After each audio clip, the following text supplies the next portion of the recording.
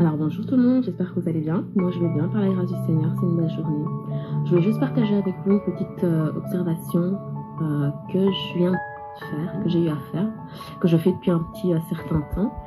Souvent en fait quand les gens veulent te donner des conseils à quelqu'un ou juste lui apporter une petite parole, souvent on va constamment répéter à cette personne ce qui a lieu de ne pas faire, ce qu'il ne faut pas faire, et on va en fait attirer son attention sur ce qui fait de mal, sans pour autant lui dire qu'est-ce qu'il faut faire et donc diriger l'attention de cette personne vers la meilleure façon de se comporter et la meilleure chose à faire dans les circonstances qui se présentent. Alors juste un petit exemple pour un petit peu illustrer ce que je suis en train de vous dire. Par exemple, juste voilà, les parents qui disent à leur adolescent ne sort pas. Alors ils ont raison. Alors le message est une bonne chose, mais faut aussi prendre conscience que la manière dont on transmet le message est tout autant important. Donc juste dire ne fais pas parce que ça n'a aucun sens aux personnes qui ne connaissent pas la suite du message. Donc c'est important de témoigner aussi de notre propre expérience et de juste dire voilà, de surtout attirer l'attention de la personne vers ce qu'il va trouver de positif en se comportant d'une autre manière, en choisissant une autre manière de faire ou d'agir.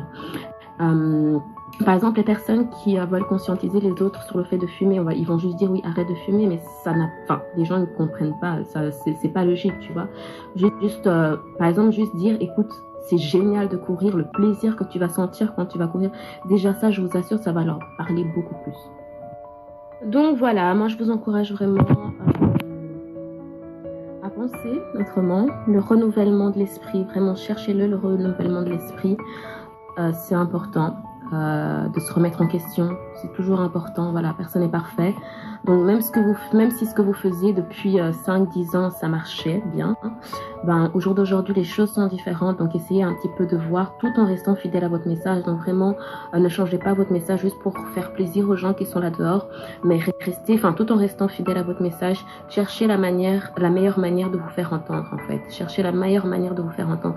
La manière dont nos parents avaient de nous éduquer avant, déjà le respect n'est plus le même, donc on ne peut plus juste dire et partager les mêmes choses, voilà. Donc vraiment chercher le renouvellement d'esprit.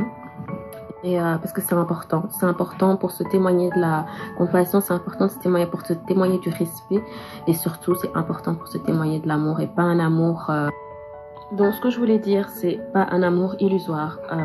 Donc voilà, pour que les gens puissent réellement saisir la bonne nouvelle, le bon message, c'est important que nous, on se responsabilise, que nous, on travaille sur nous-mêmes, que nous, on puisse réellement s'imprégner de l'esprit qui nous donnera de réellement parler au nom de notre Père. Voilà, soyez bénis, on est ensemble.